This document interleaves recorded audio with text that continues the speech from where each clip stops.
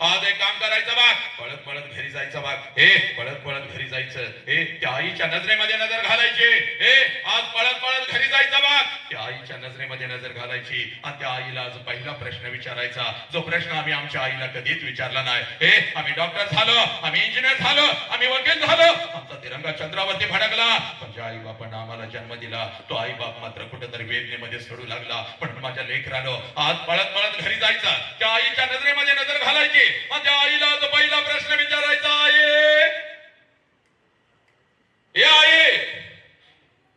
9 महिने 9 दिवस आई तू मला तुझ्या उदरामध्ये ठेवलंस आई.